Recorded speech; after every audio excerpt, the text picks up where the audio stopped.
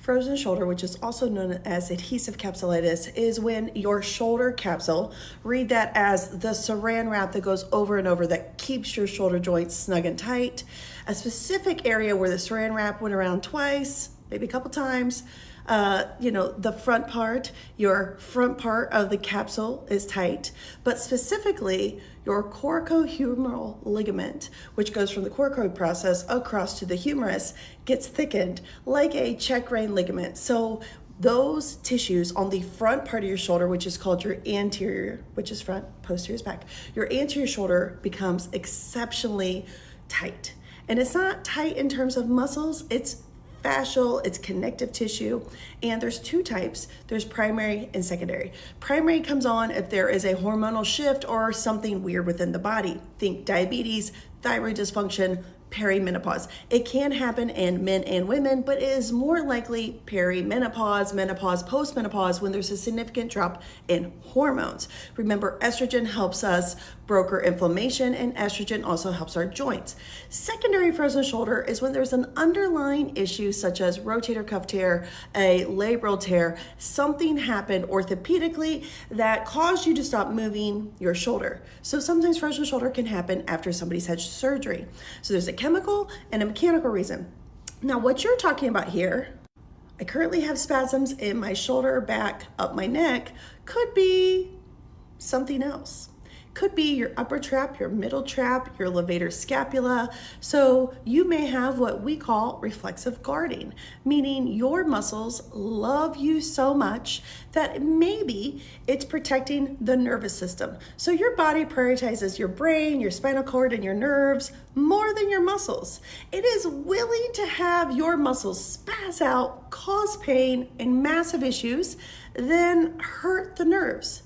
So usually when a patient comes in and sees me and has things such as this, I am looking at the joints above and below the problem area. In your case, I'm looking at the neck, I'm looking at the thoracic spine, I am looking at the shoulder and its accompanying joints.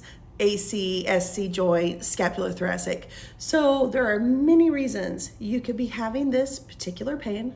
So I always recommend physical therapists are people that you can walk in and see without a prescription. In all states now, we have what's called direct access. You are able to go to a physical therapist and say, hey, listen, I need you to look at this.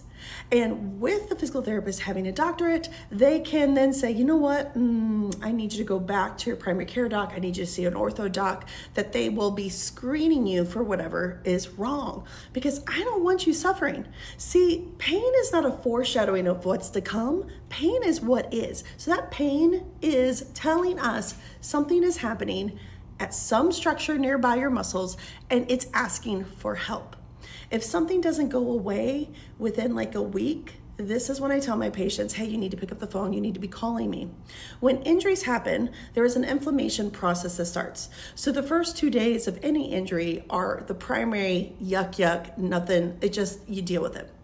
But day 3 to day 10, this subacute healing, we could do a lot of stuff. Past 2 weeks, things become chronic and they oftentimes just don't spontaneously resolve. So there is no need to suffer.